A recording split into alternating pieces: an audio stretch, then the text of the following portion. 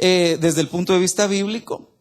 Otro concepto es ciudad, es cualquier aglomeración mayor de 20,000 habitantes, siempre que la población dedicada a la agricultura no sobrepase el 25% de la población. Entonces, si se da cuenta, aquí ya van sumándose otros elementos. Aquí ya no resalta tanto el tipo de actividad como industria, servicios, etcétera, sino ya pone cantidades. 20,000 personas en adelante, siempre y cuando el 25% de ellos, los que se dedican a la agricultura no sobrepase el 25%, ya es considerada una ciudad. Yo creo que, por ejemplo, en la actualidad nosotros vemos los municipios cercanos a la ciudad de Guatemala, a la capital, hay muchos de ellos que pasan de sobra de los 20,000 habitantes. De tal manera que ya podrían ser considerados como tales, como ciudades. Ahora bien, como le decía yo, conforme fue dándose ese proceso de urbanización a raíz de la revolución industrial, y algunos urbanistas consideran que fue principalmente después de la crisis económica que empezó en 1929, el llamado Martes Negro, me parece que fue, ¿verdad? En octubre del 29. Después de eso empezó un incremento mayor todavía de las poblaciones, del proceso de urbanización. Es decir, mucha más gente empezó a emigrar, mucha más gente empezó a buscar las áreas urbanas para poder desarrollar sus actividades, porque obviamente tras la crisis ya las actividades agrícolas no eran tan bien remuneradas, ya no eran tan, ¿cómo decirle yo?, rentables. Entonces empezaron a buscar los centros urbanos para poder desarrollar sus propias actividades. Entonces, eso dio lugar a otro concepto que es lo que yo le decía en la actualidad, las megaciudades o megalópolis o megápolis también se les llama, que dice, es una gran concentración urbana constituida por varias ciudades unidas entre sí, cuya población supera los 10 millones de habitantes. Entonces, esto es el concepto pero déjeme comentarle algo antes todavía. Es interesante que esto no se daba hasta por lo menos la primera mitad del siglo XX, no se daba el concepto de megápolis, de megaciudades. Esto fue algo que se incrementó después de la Segunda Guerra Mundial. La primera ciudad, antes déjeme mencionarle o explicarle un poquito el concepto.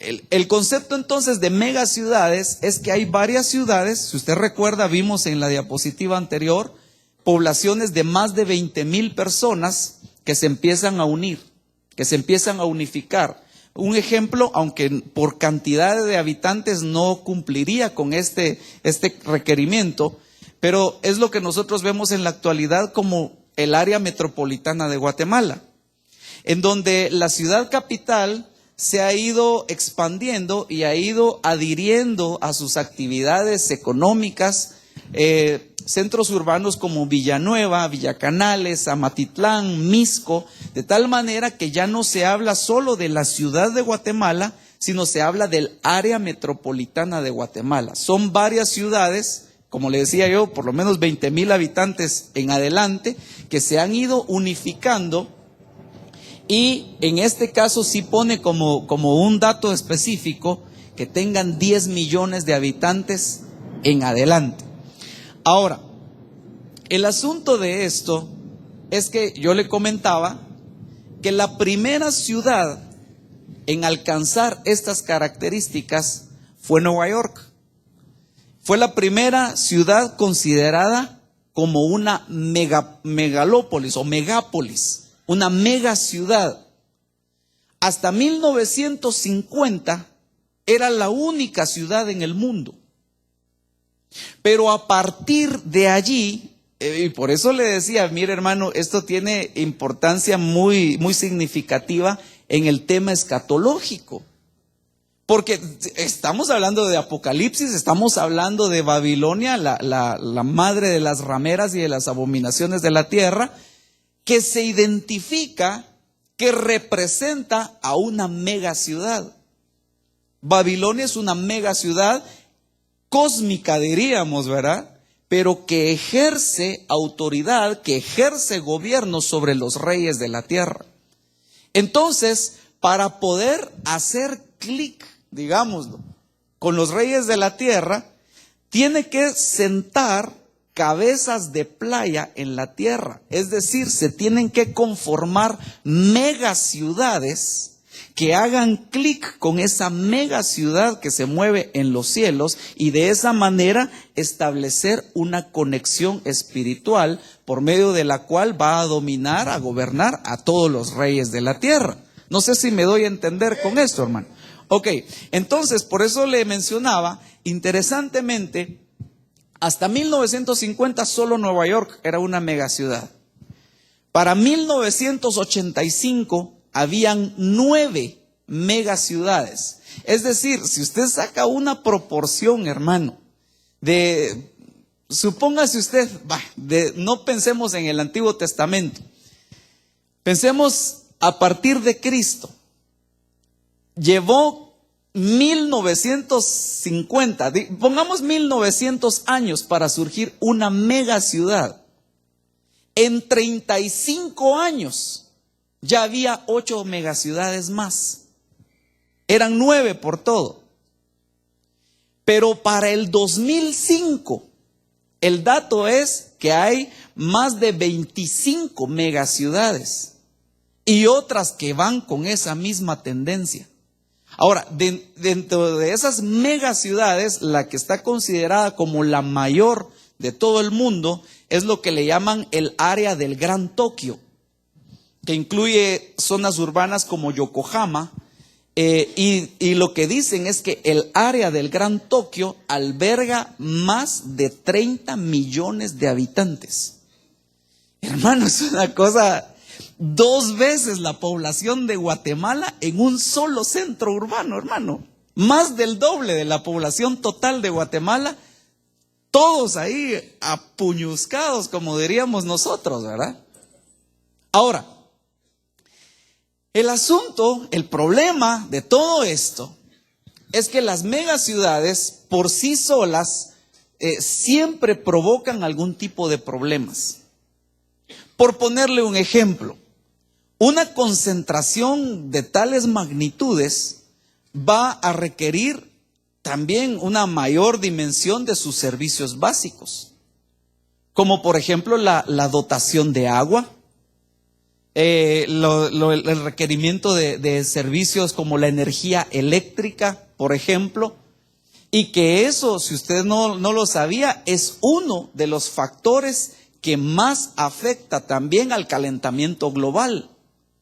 Por eso hay ciudades en donde ahora es una ley, es una norma en la que los semáforos, el alumbrado público, aún las luces de los vehículos deben utilizar tecnología LED para reducir, para minimizar un poco el calentamiento global. Porque si se utilizan lámparas incandescentes, pues obviamente eso contribuye al calentamiento global de una forma exagerada. Entonces, la dotación de agua, el requerimiento de agua, el consumo de energía eléctrica, pues son problemas que provoca una ciudad y mayormente una mega ciudad, ya a esas dimensiones, imagínense 30 millones de habitantes. Pero surgen otro tipo de problemas, como por ejemplo la contaminación, la basura. Fíjese que hay un concepto que se llama los residuos urbanos sólidos. Y según algunos estudios de algunos urbanistas, principalmente de estas ciudades, han hecho el estudio. Yo la semana pasada di un dato, quiero corregirlo, yo estaba equivocado, no lo tenía presente, pero dicen que cada habitante de la tierra genera en promedio 1 kilogramo de basura diario. Estamos hablando de 2.2 libras de basura diariamente. Eso es lo que usted y yo generamos. Ahora, en un día, ahora imagínense 30 millones. Están generando 30 millones de kilogramos de basura diaria. Imagínense en un año. Imagínense en 5 años. Es algo terrible. Es algo totalmente peligroso. Entonces, pero eso es el ambiente que estamos viviendo. Ahora, pero yo no quiero enfocarme tanto desde el punto de vista terrenal, literal, de lo urbanístico, sino que le decía yo a los hermanos la semana pasada que el principal problema que generan las megaciudades, creo yo, es el ambiente espiritual que generan estas megaciudades. Yo le ponía a los hermanos ejemplos de ciudades como Las Vegas, a la cual se le conoce con el nombre de la ciudad del pecado. Hay ciudades, y yo les mencionaba a los hermanos, aprovecho también a comentárselo a usted, ciudades como Nueva York, a la cual se refieren como la Gran Manzana. Yo les decía a los hermanos que la razón por la cual le dicen la Gran Manzana a Nueva York es porque se tiene la creencia de que una manzana fue el fruto por medio del cual Adán y Eva cayeron, que pecaron cuando el Señor les había dicho que no comieran del fruto del árbol del conocimiento del bien y del mal. Algunos lo asocian con una manzana, dicen que era una manzana. Yo le decía a los hermanos también que por eso hasta está la creencia, ¿verdad? Casi fábula, diría yo, de que esta protuberancia que se le hace principalmente a los varones acá en la garganta le llaman la manzana de Adán, ¿verdad? Supuestamente porque se estaba atragantando y entonces le quedó ahí, ¿verdad? Entonces, lo que quieren dar a entender es que Nueva York es la gran tentación, es la gran manzana de la tentación para cualquier persona que la visite o que viva en ella. Entonces, por eso le decía, independientemente de los problemas de contaminación, independientemente del consumo exacerbado de los recursos naturales, independientemente de todo eso, el principal problema de las megaciudades es el ambiente espiritual nocivo que generan. Entonces, me llama la atención que cuando habla de esta megaciudad, Babilonia, dice que está sentada sobre una bestia escarlata que tiene 7 cabezas. Y si bien es cierto, ahí menciona que esas 7 cabezas son 7 montes y a la vez son 7 reyes, pero es interesante que en la Biblia aparecen 7 nombres de ciudades que la misma Biblia identifica como megaciudades, como la gran ciudad. Se las voy a mencionar de una vez porque yo sé que no me va a dar tiempo a estudiar cada una de ellas. La primera es Resén, que está en Génesis capítulo 10, versículos 8 al 12, lo puede encontrar usted. La segunda es Gabaón, que aparece en Josué capítulo 10, versículos 1 y 2. La tercera es Nínive. Usted lo puede encontrar en el libro de Jonás capítulo 1, versos 1 y 2. Luego hay 3 ciudades que aparecen en un mismo pasaje, que serían Sodoma, Egipto y Jerusalén. Usted lo puede encontrar en Apocalipsis capítulo 11, versículos 7 y 8. Y la última es Babilonia, que usted la puede encontrar, aquí en este pasaje está hablando claramente de Babilonia, pero con un poco más de detalle. Lo puede encontrar en Apocalipsis 18, 18:8 me parece que es, pero ¿18? No, es en el siguiente donde describe las características. Es el capítulo 18, pero si quiere avancemos. 18:10, gracias hermano. 18:10, cuando dice, principalmente en la versión Reina Valera 95, donde dice, ha caído Babilonia, la mega ciudad. Ok, entonces avancemos un poquito con la ayuda del Señor. Empecemos por el principio, ¿verdad? Empecemos por Resén. Aquí están los versículos base. Yo puse acá en la Biblia textual, segunda edición. Cus engendró a Nimrod, el cual comenzó a ser poderoso en la tierra. Él fue intrépido cazador enfrentado al Señor. Por esto se dice como Nimrod, intrépido cazador enfrentado al Señor. El principio de su reino fue Babel, Erec, Accad y Calne en la tierra de Sinar. Y de aquella tierra, siendo fortalecido, salió y edificó Nínive, Rehobot Ir, Cala, verso 12, y Resén, entre Nínive y Cala, la cual es la gran ciudad. Ok, quisiera empezar mencionándole algo. Algunas traducciones, como la Biblia Pratt, no dice acá la cual es la gran ciudad, sino dice lo cual es la gran ciudad. Como dando a entender el concepto que yo le mencionaba, el concepto actual de megaciudad, de varias ciudades unidas entre sí conformando un solo conjunto urbano.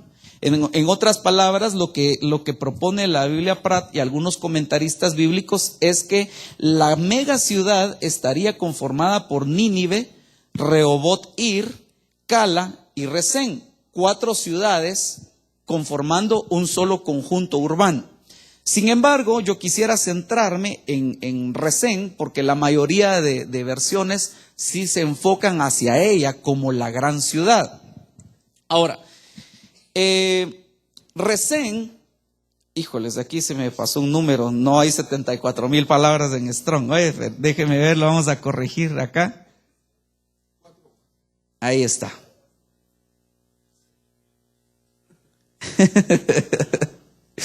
Ok.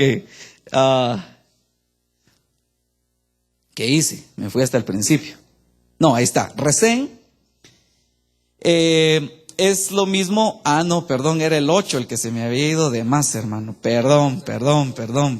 Es 74:49. Ahí está. Vaya. Perdón, hermano, pero es que créame que cuesta preparar un tema en media hora, hermano. Bueno, la presentación sobre todo, ¿verdad? Porque realmente el tema sería exagerado decir que en media hora lo pude preparar, ¿verdad?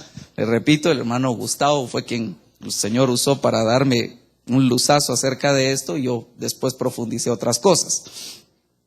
Dice, según el Strong, es lo mismo que la palabra 74:48, que significa cabestro, porque restringe.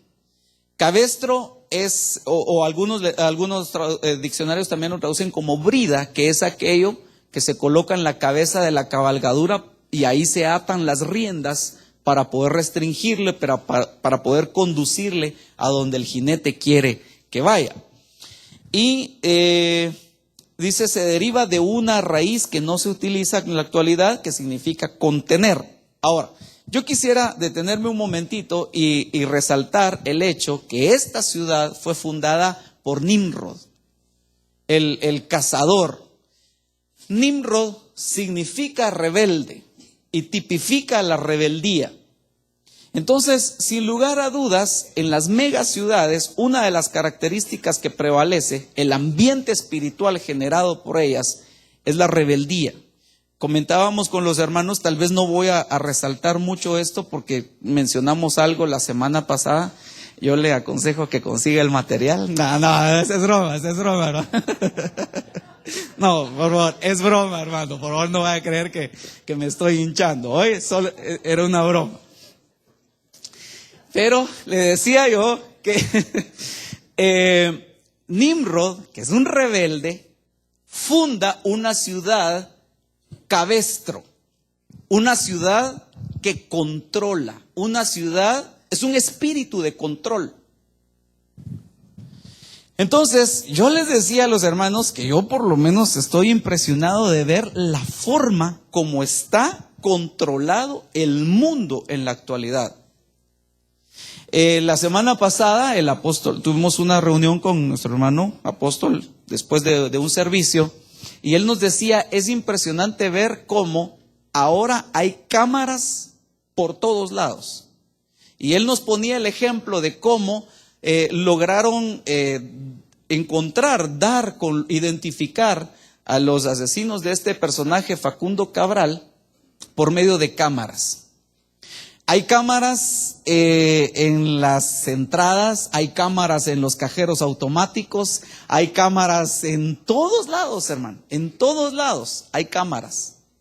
El mundo está controlado. Es el espíritu de Resén, el espíritu de control que prevalece en una mega ciudad. Pero aparte de eso, fíjese, hermano, que eso hasta cierto punto diríamos, pero bueno, y eso ya es una cuestión que escapa de nuestro control. Pero yo le mencionaba también a otros hermanos que hay situaciones como las de los teléfonos celulares,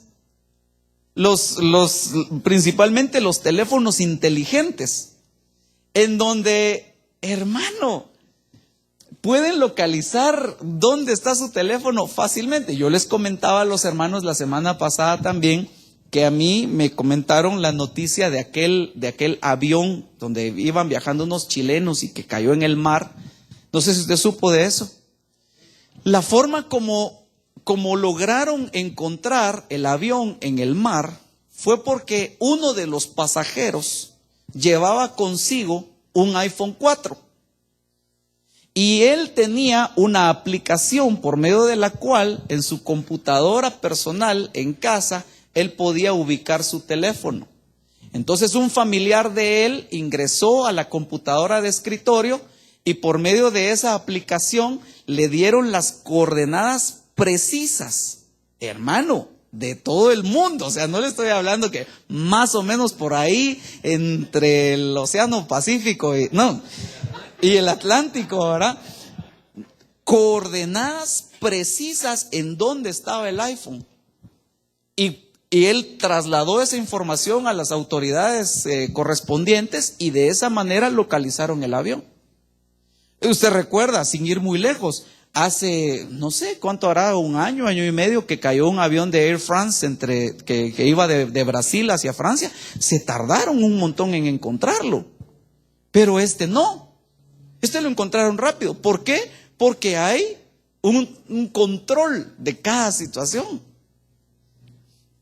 Yo le decía a unos hermanos también, mire, hermano, las redes sociales. Fíjese que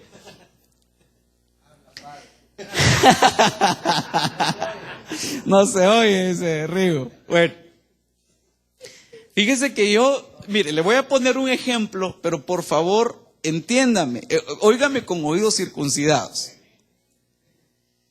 Fíjese que, pues yo tengo un teléfono inteligente y tiene una aplicación o varias aplicaciones de redes sociales. Es más, yo le puedo decir, yo utilizo esas aplicaciones de redes sociales. Pero, mire pues, ya, yo le dije que me oyera con oídos circuncidados. No, mejor no, ahí dejémoslo, pasemos al siguiente versículo, hermano.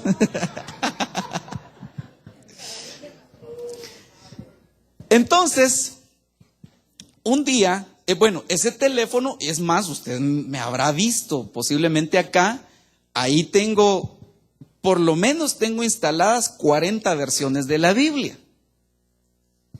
Y entonces es el teléfono que yo uso porque ya varias veces me pasó que olvidaba la Biblia al terminar el servicio, digamos, teníamos que atender a alguien, dejaba mi Biblia olvidada. Una vez dejé la computadora, el hermano Raúl Córdoba me hizo favor de guardármela, ¿se recuerda, hermano? Porque entonces me es más práctico, el teléfono lo cargo aquí en la cintura. Entonces aquí uso la Biblia, aquí tomo mis notas, después voy a mi oficina, sincronizo el teléfono y tengo ya mis notas en la computadora. Entonces, yo estaba un día en la iglesia, hermano, estábamos aquí en el culto, y de repente yo con mi Biblia y me aparece un mensajito.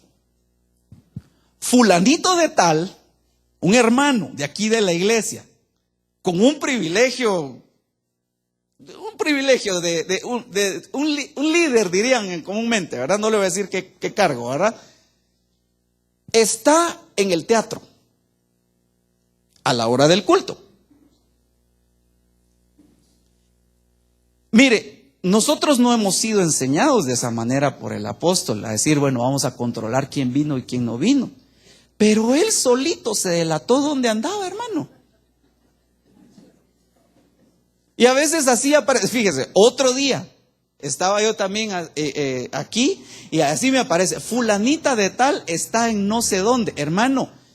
La misma gente está siendo envuelta por el espíritu de Resén, el control, el cabestro.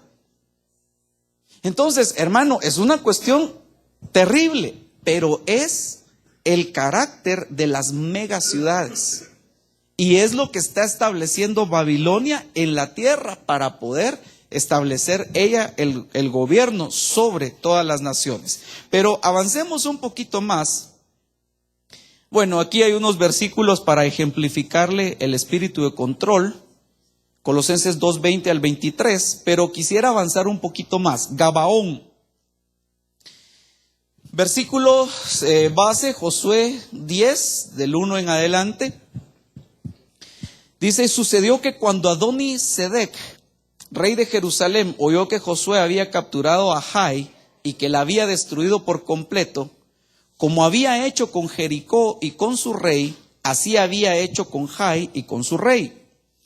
Y que los habitantes de Gabaón habían concertado la paz con Israel y estaban dentro de su tierra, tuvo gran temor porque Gabaón era una mega ciudad, como las ciudades reales, y porque era más grande que Jai y todos sus hombres eran valientes.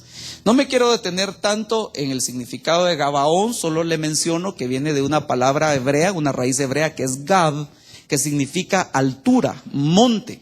En algún momento se traduce también como espalda por la forma, la curvatura de nuestra espalda que se asemeja a un monte, y por eso se traduce también espalda de esa raíz Gab. Entonces Gabaón tipifica alturas, altivez, enaltecimiento. Pero déjeme explicar otra cosa acá.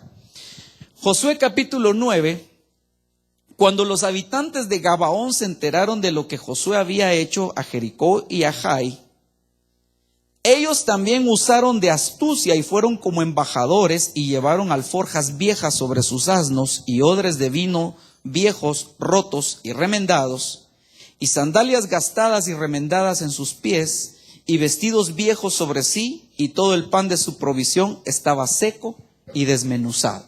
Ok, déjeme desglosar un poquito estos conceptos, aunque el tiempo ya se me está terminando, pero déjeme resumírselo de la siguiente manera.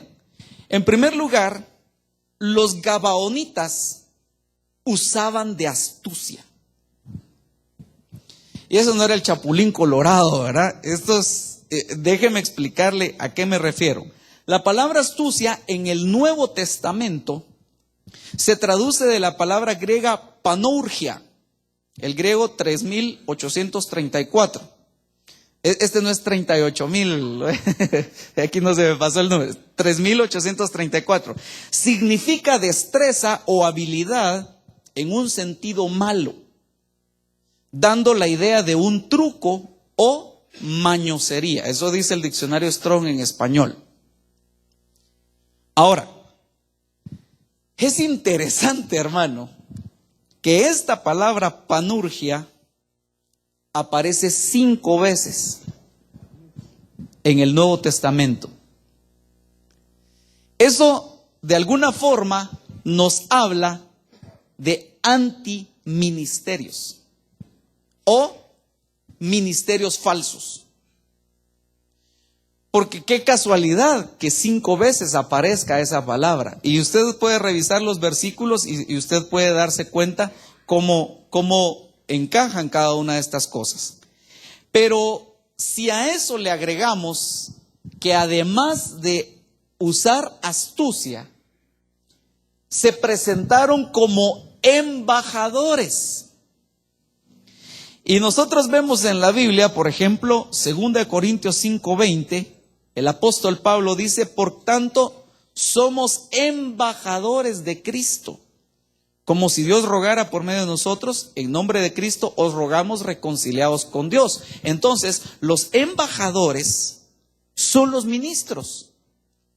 Pero estos, insisto, se presentaron como si fueran, pero no eran falsos.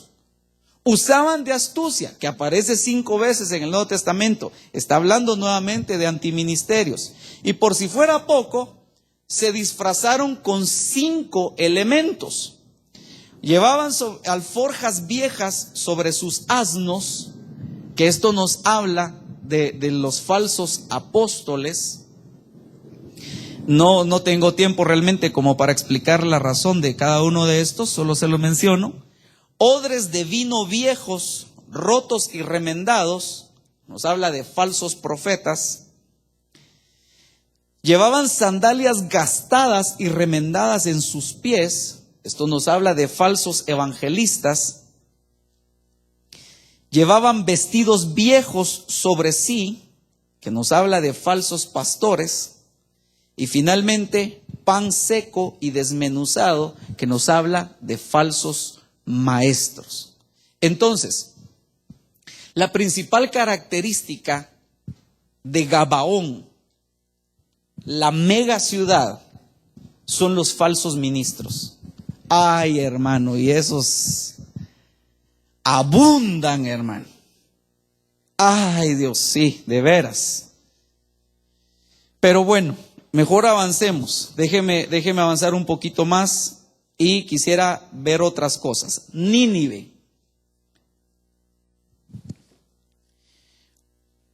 Yo le di al principio Jonás 1:1 y 2, pero quisiera irme al capítulo 4 y verso 10 para resaltar el ambiente espiritual que tipificaba a Nínive.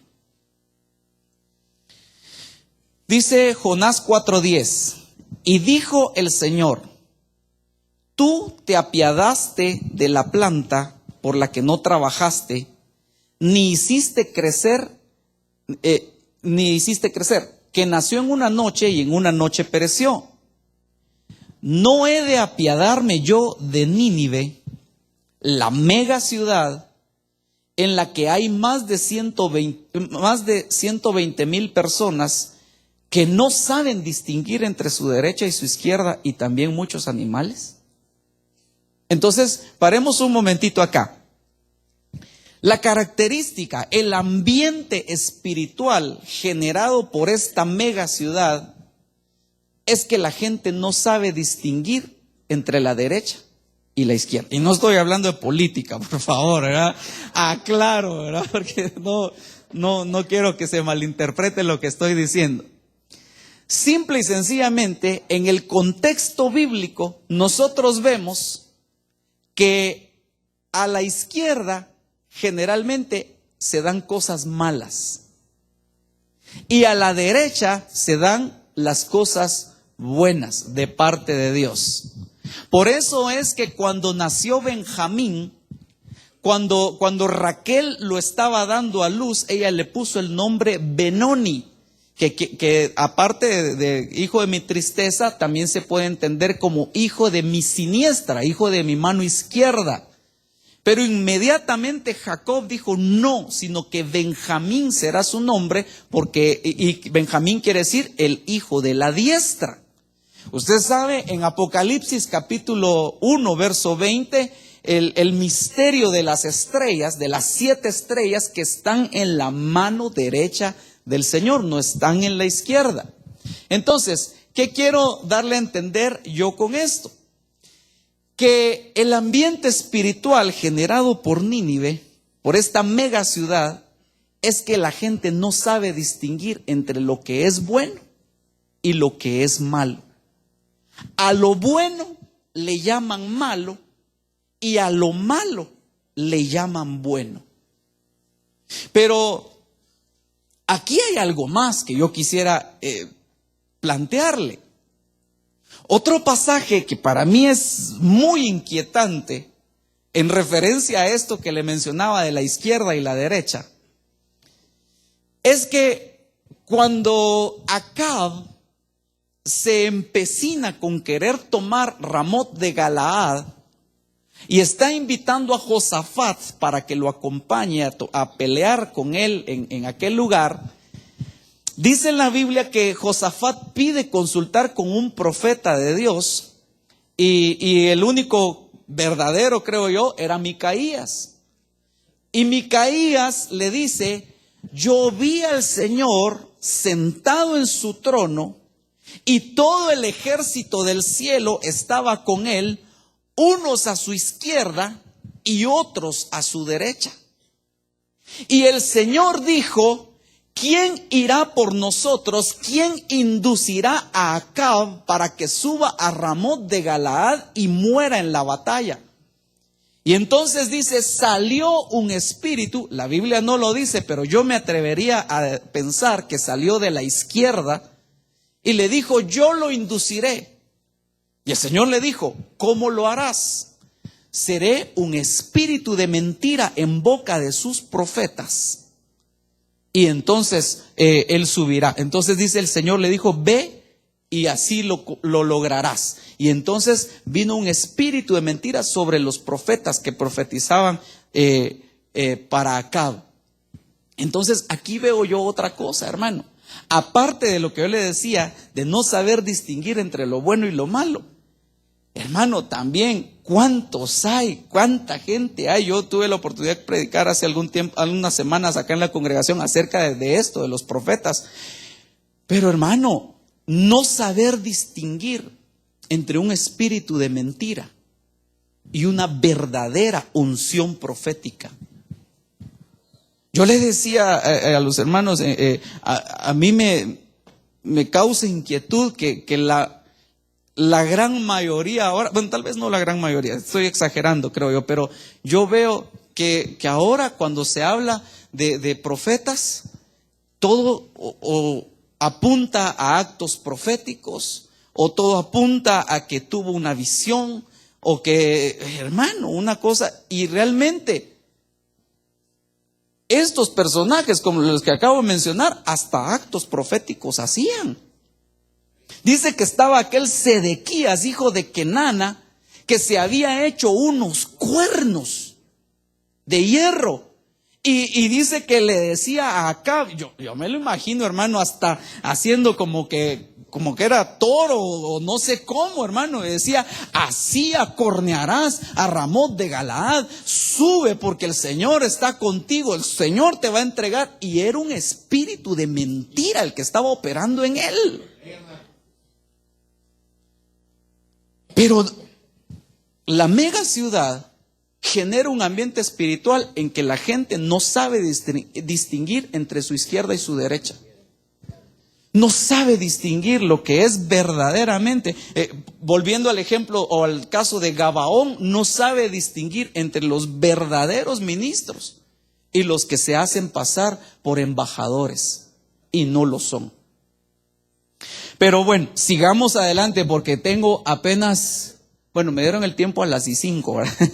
Tengo 9 minutos. Bueno, acompáñenme a ver Sodoma, Egipto y Jerusalén.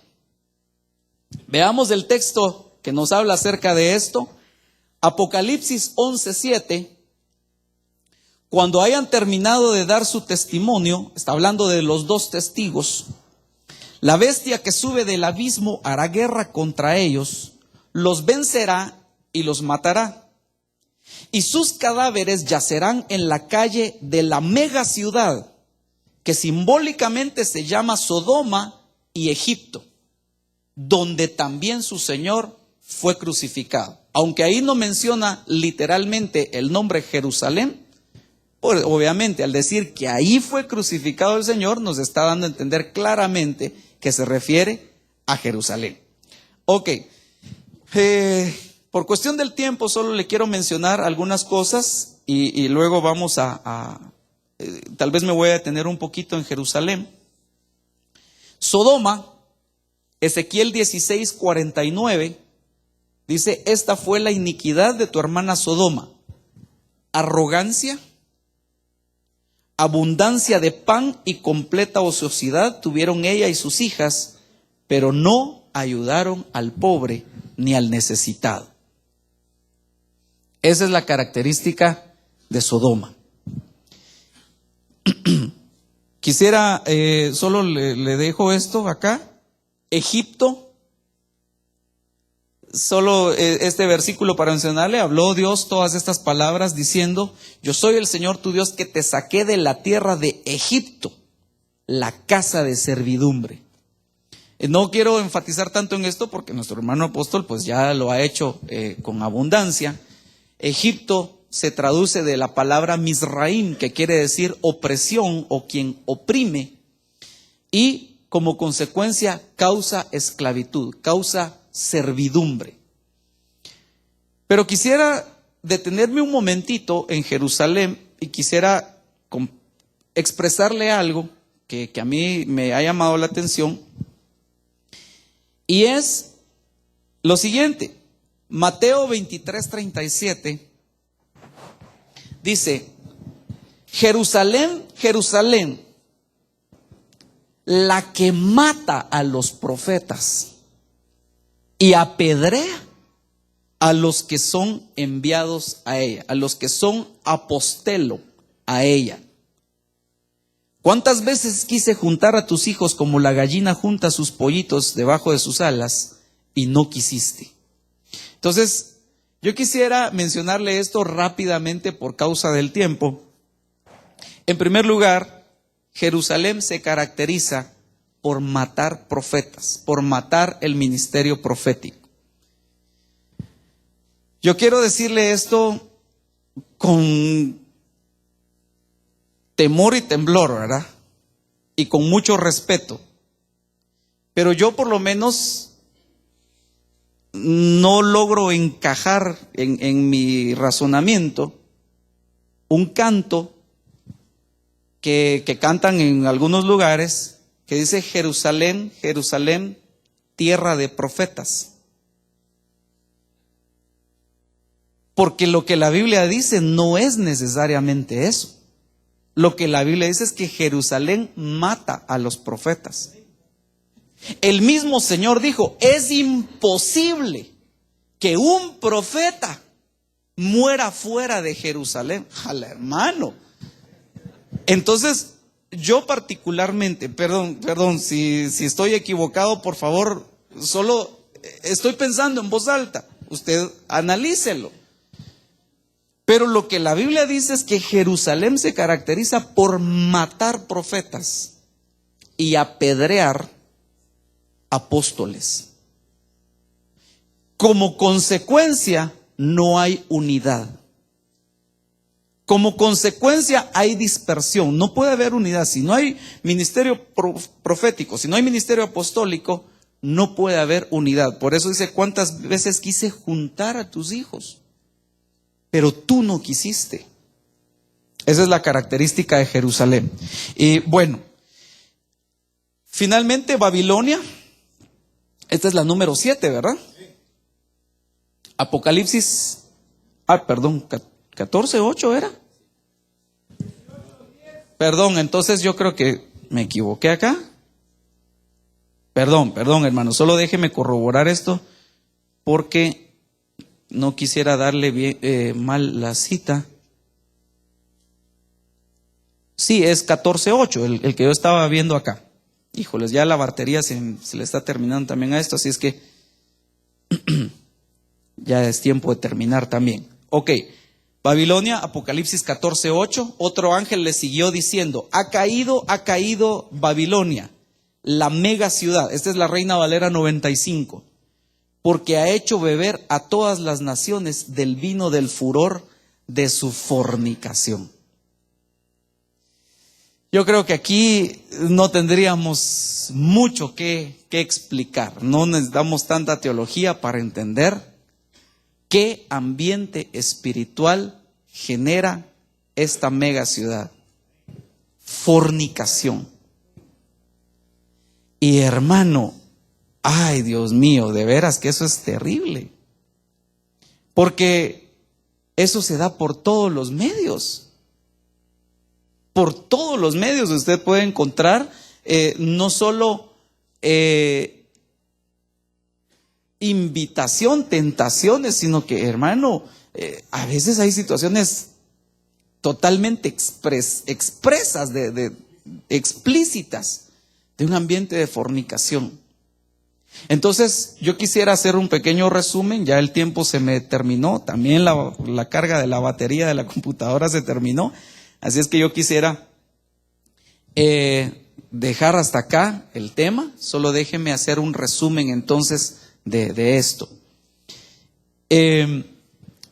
Babilonia, el misterio de Babilonia, esa mujer ramera que se sienta sobre una bestia escarlata, el ángel le explica claramente a Juan que es una mega ciudad. Desde luego, ahí está hablando de una mega ciudad que está en los cielos, está en el cosmos, pero que reina sobre todos los reyes de la tierra. ¿De qué forma lo va a hacer? Pues sin lugar a dudas, estableciendo mega ciudades terrenales. Y por eso es interesante, es inquietante, que en los últimos 60 años ha habido un aumento, un incremento de megaciudades, a tal punto que hace 60 años solo había una, Nueva York. En la actualidad hay más de 25 megaciudades. Entonces, aparte de los problemas urbanos que generan, desde luego el principal problema es el ambiente espiritual que surge en estas megaciudades. Y para poder entenderlo, vemos en la Biblia 7 nombres de ciudades que la misma Biblia las tipifica, las cataloga así, como mega ciudades. Resén, un espíritu de control fundada por Nimrod, el rebelde, cazador. No es pastor, es cazador. No es pescador tampoco, caza. Resén, Gabaón, que se caracteriza por los falsos ministerios, cinco falsos ministerios, y además de eso su nombre viene de la raíz Gab, que significa alturas, que habla de altivez. Nínive, que se caracteriza porque no se sabe distinguir entre lo que es bueno y lo que es malo. Sodoma, que es arrogante, ociosa, abundancia de pan y no compartir con el necesitado. Egipto, que es la opresión que provoca esclavitud. Jerusalén, que mata profetas y apedrea apóstoles. Y finalmente Babilonia, que se caracteriza principalmente por la fornicación. Yo quisiera dejarlo hasta acá, si mis hermanos de alabanza me pueden ayudar, por favor, para ministrar. Y quisiera que oráramos, hermano, porque tal vez mientras mis hermanos suben y se preparan, quisiera decirle lo siguiente. Yo creo que la tendencia de la mayoría de ciudades es hacia esto. De hecho, algunas personas consideran que la ciudad de Guatemala o el área metropolitana de Guatemala va hacia eso, hacia convertirse en una mega ciudad. Por los procesos migratorios que hay, la alta densificación. Y de hecho, pues a mí me llamó la atención que yo recibo constantemente alguna información, un boletín de arquitectura, y a nivel mundial uno de los principales temas que hay de los proyectos son proyectos habitacionales de alta densidad. Como quien dice, eso es lo que está llamando la atención de la gente en este aspecto. Entonces, posiblemente nosotros en algún momento lleguemos a formar parte de los habitantes de una mega ciudad, pero desde luego nosotros no somos llamados a formar parte del ambiente espiritual de esa mega ciudad. Nosotros somos llamados a formar parte de la ciudad santa, la Jerusalén celestial que desciende del cielo, ataviada como una novia para su marido. Dele un aplauso fuerte al Señor.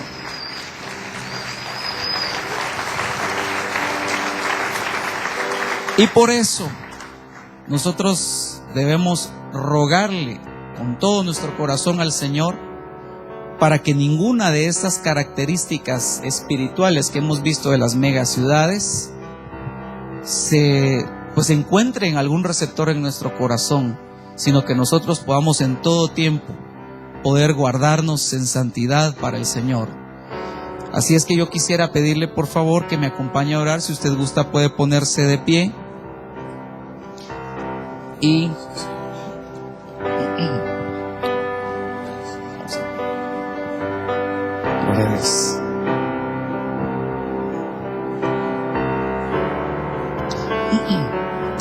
Padre, en el nombre de Jesús, te damos muchas gracias, Señor, por tu palabra. Te damos muchas gracias, Señor, porque tú eres bueno. Y si tú nos estás advirtiendo, si tú nos estás enseñando acerca de esto, Señor, sin lugar a dudas es porque tú quieres guardar nuestro corazón. Nosotros reconocemos que por nosotros mismos no podemos hacerlo, pero el anhelo de nuestro corazón, Señor, es guardarnos en santidad para ti, es poder recibir la ministración genuina de los 5 ministerios que tú has constituido para tu iglesia, de tal manera que nosotros no seamos extraviados, no seamos llevados por cualquier viento de doctrina, sino que podamos, Señor, edificar tu iglesia, hacer la obra del ministerio al cual tú nos has llamado, y que podamos un día presentarnos delante de tu gloria con gran alegría, sin mancha, sin arruga, sin cosa semejante a ella. En el nombre de Jesús yo te ruego, Señor, que tú traigas sobre nosotros, Señor, esa unción maravillosa de tu Espíritu Santo, para que nosotros podamos entender con nuestro corazón y que podamos recibir la ministración que tú tienes para nosotros. En el nombre de Jesús te damos las gracias, Señor. Te bendecimos, Padre. Amén. Gracias. Y amén. Gloria a Dios. Gloria a Dios. Dele un aplauso bien fuerte al Rey. Puede tomar su lugar, por favor, un momentito. Un momentito, nada más. Muchas gracias, hermano Marco Vinicio. Yo le solicité a él que me cubriera este tiempo de predicación porque pues pasé una noche un poco malita y fui con el médico de una vez, pero ya estoy aquí, estoy bien, sin dolor, gracias a Dios. Pero yo le pedí al hermano que platicara este tema porque incluso en esto vamos a estar enfocando nuestra revista del mes de noviembre por la tremenda importancia que tiene como señal para los últimos tiempos la explosión demográfica, la sobrepoblación, la superpoblación que hay en el mundo. Usted sabe perfectamente, y no sé si el hermano lo mencionó, seguramente lo ha mencionado, pero usted sabe que el 31 de octubre vino el habitante número 7,000 millones a la Tierra. 7,000 millones de habitantes tiene la Tierra. Pero esto es bien peligroso si lo vemos desde el punto de vista que la Tierra para el año 2000 tenía 6,000 millones de habitantes. Esto quiere decir que a partir de la caída de Adán, se empezó a contar el tiempo. Antes de la caída no sabemos cuánto tiempo pasó, pero cuando cayó, empezó el cronómetro, 6,000 años a la fecha. 2,000 de Adán a Abraham, 2,000 de Abraham a Cristo y 2,000 de Cristo para el año 2000, 6,000 años. En esos 6,000 años, contando los nacimientos, las guerras, las pestes, etcétera, hubo un crecimiento a 6,000 millones en 6,000 años. Esto quiere decir que cada 1,000 años habían ¿cuántos? 1,000 millones. Cada 1,000 años, 1,000 millones. Si lo hacemos así simple, ¿verdad? Porque ahí hay que aplicar, ese es otro tipo de matemáticas, creo yo. Yo solo aritmética fue la que logré medio entender. Con esa me hago los quites. Entonces, fíjese pues, 6,000 millones en 6,000 años. 6,000 millones en 6,000 años. 1,000 millones cada 1,000 años. 1,000 millones cada 1,000 años. Repito, 1,000 millones cada 1,000 años. A partir del año 2000, para el año 2011, aumentaron 1,000 millones. Es decir, en 11 años, la población aumentó. Lo que generalmente se tomaba tiempo 1,000 años. En 11 años. Esto quiere decir que para el 2020 tendría que ser 9,000 millones. Para el 2030, 10,000 millones. Para el 2040, ¿cuántos? 11,000 millones, así sucesivamente. Ahora, cuando a esto le aplicamos la teoría que tienen los Illuminati, los del grupo Bilderberg y otros grupos de poder que van concentrando el poder en círculos concéntricos, que ellos dicen que el planeta puede sostener solo a 1,000 millones y que entonces ellos lo declaran que deberían de dejar de existir el resto. De tal manera, esa es una de las teorías que ellos tienen, de tal manera que hay enfermedades que están siendo creadas para matar al resto. Guerras, hambruna, para matar al resto. ¿Usted cree que no podrían solucionar el problema de la desnutrición con toda la plata que han utilizado para tratar de rescatar el sistema financiero mundial? Claro que podrían. ¿Por qué no lo hacen?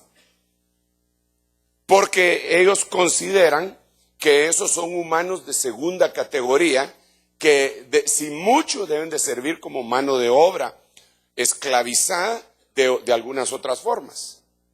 Entonces, y ellos estar en la pirámide, hasta arriba. Ahora, eso trae otro problema muy serio. Eso trae un montón de problemas muy serios. Yo no quiero ser pesimista, hermano. Pero esto trae otros problemas muy serios. Por ejemplo, la comida, el agua, se va a ir escaseando y escaseando y escaseando más y más y más y más. El petróleo se dice que en el 2020 ya no hay. En la misma cantidad que hay ahorita que puede para movilizar todo. Y entonces están buscando alternativas. Pero incluso hay compañías petroleras poderosas que digamos, la Shell vendió todo lo de América y se está dedicando a otro tipo de producción de energía. Se fue a Rusia y a lugares como Bolivia y todo, que tienen otro tipo de energía que le pueden ir sacando al planeta, pero ya no gasolina, ya no petróleo, porque se va a acabar. Entonces, como se están viendo otras formas, entonces empezó el etanol. El etanol se saca a través de la soya o el maíz, pero se puede vender mucho más caro para combustible que para comer. Entonces, eso se va a concentrar, aparte del hambre que ya hay, entonces se van a concentrar las grandes extensiones de terrenos, se van a concentrar en producir etanol. Entonces, va a haber, para poder transportarse los equipos de trabajo de esa élite y los equipos de combate de esa élite, van a poder trasladarse, pero esto va a ir en detrimento de la alimentación de esta población que viene creciendo exponencialmente, mientras la capacidad de alimentar viene descendiendo exponencialmente. Entonces, cuando el Señor Jesucristo dijo que iba a haber hambre en la tierra, Él se refería a que iba a haber hambre en la tierra. A eso se refería. No que iba a llegar mediodía y a usted le iban a empezar a sonar las tripas. No, no, no. Es que iba a haber hambre en la tierra. En los recursos como el agua se están acabando también. Digamos, la capa freática de aquí, pongámoslo aquí en Guatemala, la capa freática ya no se encuentra agua como antes. ¿Por qué razón? Por muchas causas, el cambio climático y todo ese rollo, pero también la expansión de la mega ciudad que está hablando el pastor Marco Vinicio, hace que haya demasiado concreto. Entonces, cuando cae la lluvia, se va a los desagües y al mar, y no lo agarra y no baja la capa freática. Entonces, la capa freática, los pozos cada vez tienen menos agua. Y eso es a nivel mundial. Canadá es un gran socio de los Estados Unidos porque Canadá es el país que más agua tiene en el mundo. Canadá le vende a California casi todo el agua. Entonces, todo esto no solo tenemos que ver en el ámbito escatológico, pues. Porque cuando el Señor dijo, la mies es mucha y los obreros son pocos, habían como 2,000 millones de personas. Ahora hay 7,000. O sea, si en aquel tiempo habían, la mies era mucha y los obreros eran pocos, ¿cómo estará la cosa ahora? Ahora, juntamente con esto, y por eso yo le pedí al hermano que explicara un poco de lo que el Señor le ha ido dando a este respecto, juntamente con esto tenemos que analizar otra cosa. Mientras las ciudades se van expandiendo, y se van centralizando. Porque el problema de la megaciudad es que se van centralizando. No se descentralizan. Se centralizan.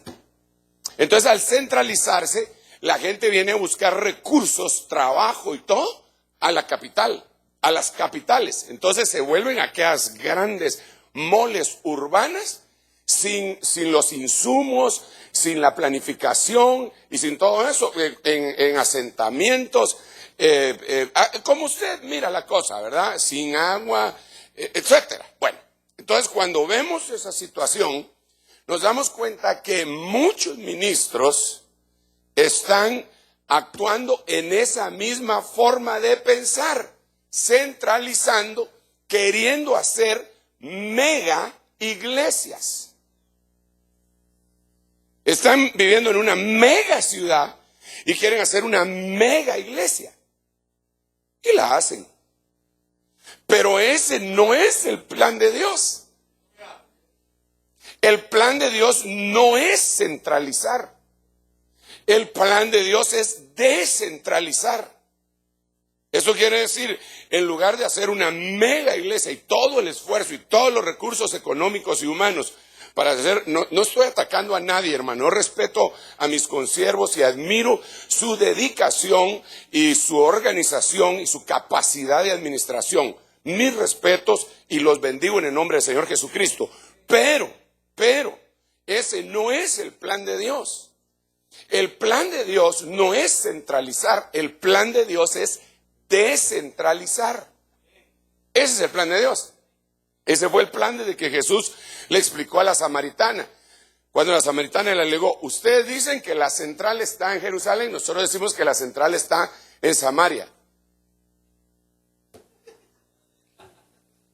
Entonces él les dijo, la hora viene y ahora es, cuando la central no va a estar ni en Samaria ni en Jerusalén, sino que va a estar en cualquier lugar en donde me adoren, en donde adoren al Padre, porque el Padre anda buscando adoradores en espíritu y en verdad en todos lados. Entonces, no coincide, la megaciudad sigue haciendo, pero no es la solución para el evangelio, mega iglesia. No es esa, mire, se lo voy a poner esta manera. Imagínense que yo me concentro en centralizar. Ok, muchachos, aquí nos vamos a centralizar y aquí es, y aquí es, y aquí es. Y lo convenzo y algunos que otros dicen, no, hermano, mejor no, mejor sigo yo mi propio camino. Bueno, está bueno, pues seguir, pero... Y me quedo con algunos. ¿Cómo hacen los hermanos que viven en Villanueva a las 6 de la tarde para venirse aquí a la zona 5? ¿Cómo hacen? Sí, solo en helicóptero. ¿Cómo hace una persona que algunos se esfuerzan y eso es lo que hacen? Y claro que no los voy a echar, pero hacen un esfuerzo extraordinario para poder llegar a una iglesia. Entonces lo mejor es preparar pastores, equipar pastores y lanzar pastores. Entonces, cuando ellos son lanzados, se cubre todo. Entonces, aquí se trata, mire hermano, aquí se trata de que usted no se vaya a estar moviendo de la iglesia donde usted tiene por cuestiones puramente almáticas. Aquel lugar me parece bonito, ese lugar, no, donde Dios nos mandó. Si para moverme yo ya me hubiera movido también.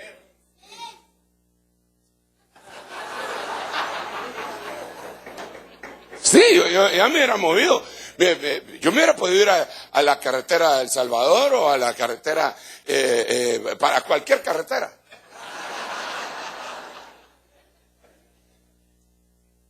Incluso a mí me han dicho personas con potencial económico, con recursos, me han dicho, es una lástima que usted esté en la zona 5, porque si usted estuviera en la zona 10, en la zona 14, carretera para El Salvador, yo iría a su iglesia. Y compréndame, me lo han dicho, así y compréndame, porque yo tengo que cuidar que mis hijos y mis hijas se rocen con gente de su misma. A mí eso me lo han dicho.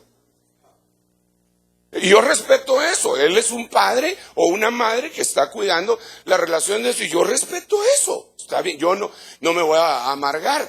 Pero mi función es donde Dios me puso. Y de ahí, mire, lo primero que tengo que hacer es lo que dice Eclesiastés capítulo 3, juntar piedras. Usted es una piedra viva. Entonces, una vez que ya la junté y se pulieron piedra con piedra, tirar piedras. Pues la Biblia dice, hay tiempo de juntar piedras y tiempo de tirar piedras. Lanzar piedras para matar al gigante. Entonces usted es una piedra mata gigantes. Entonces donde usted está cumpliendo su función para evangelizar en una mega ciudad. Bueno, aparte de eso tenemos que ver otra cosa, muy importante. En la Biblia, en el libro Apocalipsis, se menciona, fíjese que esto que le voy a decir, hermano, a mí me tiene pero zumbando. Se menciona que Babilonia, la ramera, está sentada sobre muchas aguas. Y cuando se mira la explicación que la misma Biblia le da a ese versículo, dice que las muchas aguas son muchos pueblos, son muchas gentes.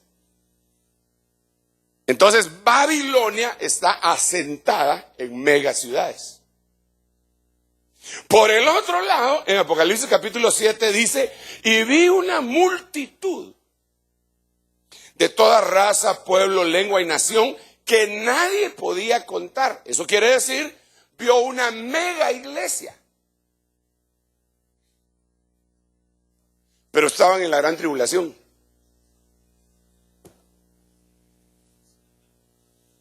Porque le pregunta, ¿estos quiénes son y dónde han salido? Yo no lo sé. Estos son los que han salido de la gran tribulación y han lavado sus ropas en la sangre del Cordero. Entonces, la gente que está concentrada en ser demasiado grandes o hacer su movimiento demasiado grandes, con todo respeto, tengo la duda de que se van a quedar a la tribulación. Mientras que el Señor le habla a otro grupo y le dice, vosotros no temáis, manada pequeña. Porque al Padre le ha placido daros el reino. Entonces paremos acá. Hermano Sergio, entonces es malo tener más de 1000 gentes. No. Si nosotros cuando celebramos Santa Cena, ministramos 15,000 Santas Cenas. Yo no estoy diciendo eso. Esa no es mi visión. Mi visión no es esa. Mi visión no es tanto pastoral como apostólica. Expandirnos por todos lados, conquistar entre todos. Entonces hay menos problema incluso de que alguien se vuelva muy grande, muy poderoso y muy corrupto. Porque el poder corrompe.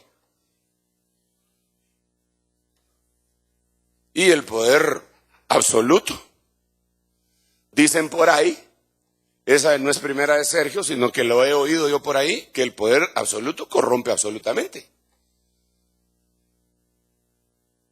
Entonces nosotros necesitamos, fíjense lo que le voy a decir, parecería una cacofonía, pero no es así.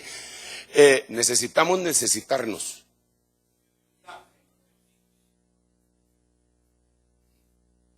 Y claro está, digamos, 2 veces al año nos juntamos, una vez para un retiro en donde toda la gente se siente identificada con la casa, con la misión, y una vez al año la vigilia. Invertimos una cantidad fuerte para poder hacer nuestra vigilia profética todos juntos, pero el resto del año, usted, incluso para Semana Santa, ustedes no miran que yo les estoy diciendo, el domingo se vienen todos, no. Y mire, aquí me voy a poner un poco más carnal. Y esto tal vez solo los pastores me lo van a poder entender no, aquí lo entienden todos. No, pero aquí. Todos los pastores tienen gastos en la iglesia. ¿Sí o no? Los pastores tienen que pagar el alquiler, la luz, el teléfono, todo lo que se necesita pagar en una iglesia lo tienen que pagar. Entonces, si un movimiento centralizador les dice, quitan 2 cultos de los principales cuando más gente llega, les mata su presupuesto. Pero eso es muy carnal hablarlo. Pero dejémonos de charás, también tenemos que ser responsables con eso. Entonces, por eso no les afectamos. Digamos, yo digo, hermanos, miércoles en la noche, jueves y viernes y sábado, ofrenden eso. Y de una vez les digo, la iglesia, todos los que ministran siempre dicen, diezmos en su iglesia.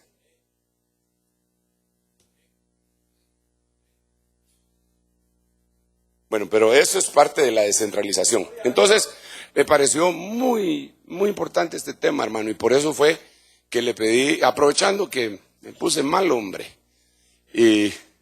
pero yo quería estar aquí con usted, porque tengo muchos temas que los he ido dejando a medias, Isaías, los 5 ministerios en Isaías 54, lo dejamos a medias, me hace falta 4 ministerios, platicarle. Anoche estoy platicando de un tema que es muy importante. Solo esperemos que pase Valdizón.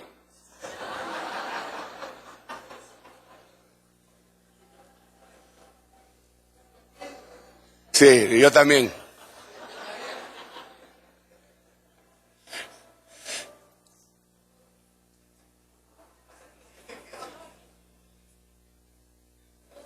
Espero que los que están saliendo es para callar a la gente y no para guanaquear, ¿verdad? Anoche les estaba platicando un tema y les ruego que consiga el material. Es un tema bien importante y ya, Dios mío, me agarré 25 minutos, pero espérenme un rato. Este tema, yo le decía a los hermanos, es acerca de la muerte. El enemigo a vencer no es el diablo. El diablo es como una meta volante. El enemigo a vencer no es el mundo. El mundo es enemigo, yo ya lo sé. Pero no es el enemigo a vencer. Esa es una meta volante. El enemigo número 1 es la muerte. Y ese es el enemigo a vencer. Entonces yo le decía a los hermanos anoche, y lo voy a ejemplificar brevemente, que yo miro, como para presentarlo con mopeds, que la muerte hace una convención con el pecado, con la ignorancia, con la ley, con la epitumia. O sea, se juntan 6. Sería muerte, pecado, ignorancia, ley, epitumia. No, me falta uno. No, ese es epitumia. Epitumia, ley, ignorancia, pecado y muerte. Bueno, dejémoslo en 5. A mí me habían salido 6. ¿Ah? No. La muerte se junta con estos y entonces dice, yo quiero entrar a ese lugar, pero no puedo entrar. Si llego yo así, de romplón, no me dejan entrar. Entonces el pecado le dice, tú tienes que llegar primero. Y cuando llegues, me abres la puerta. Entonces viene el pecado y dice, es que lo que pasa es que yo no puedo llegar porque también si llego así de romplón, me agarran a mí. Entonces que llegue la epitumia. Entonces la epitumia dice, yo no puedo llegar si antes no llega otro. Y el otro que tiene que llegar antes que yo es la ignorancia. Entonces la ignorancia llega, toca la puerta, la gente le abre la puerta a la ignorancia y entra la epitumia. La epitumia es una palabra griega que se debe traducir codicia, deseo obsesivo, de anhelo, intensa pasión. Entonces, es un receptor, concupiscencia.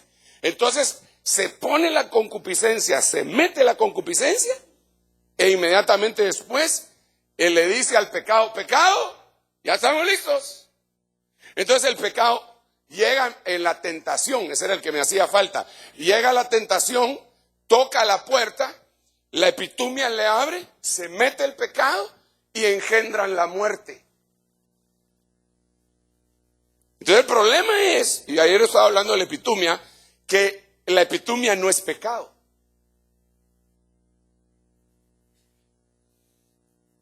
Entonces como no es pecado, toda la mara cree que está bien. Déjeme explicarle. La epitumia puede ser un deseo intenso. Hay un deseo intenso de lo bueno y un deseo intenso de lo malo.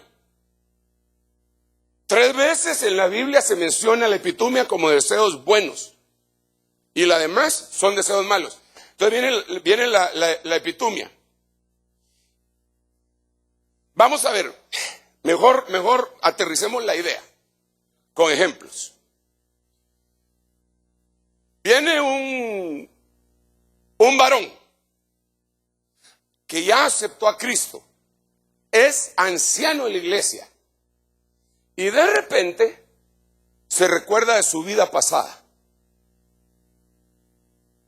Cuando él tuvo aquí a su novia que la arrinconaba y no solo la arrinconó, tuvieron intimidad sexual bien fuerte, pero no se casó con ella.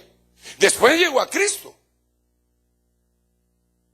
pidió perdón y el Señor lo perdonó. Pero entonces viene el diablo, el tentador, y le lanza epitumia. ¿Qué es la epitumia? Un deseo intenso. Entonces él empieza a recordarse. Me recuerdo. Ay, que me recuerdo. Y entonces empieza a desear, pero no ha pecado. Él ahí no ha pecado. Ni siquiera ha tenido la tentación. Solo le están instalando el receptor. Solo le están instalando la epitumia. Entonces, como él sabe que no ha pecado, pero que lo han bombardeado en su mente, pero él sabe que no ha pecado, entonces no le pone atención. Dice, sí, es cierto, decía eso, pero no le hice daño a nadie. A nadie le hice daño. Y el diablo, sí, tenés razón, no le hiciste daño a nadie, ahí estás bien. Y ya no lo molesta. Y se queda aquello escondido. Con el paso del tiempo llega el tentador. Ya cuando la epitumia se hizo uno con la carne, entonces llega el tentador. Toca la puerta. Eso fue lo que le pasó a David. Vino un caminante.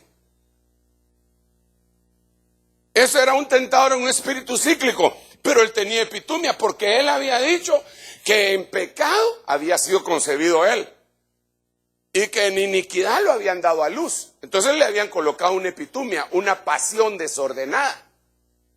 Entonces se hizo uno y cuando sintió, estaba metido con la mujer de un hombre que daba la vida por él.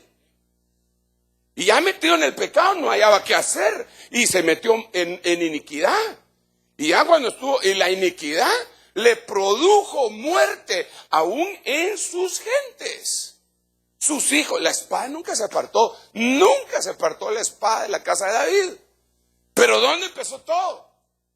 En la epitumia. Y pongámoslo antes, en la ignorancia.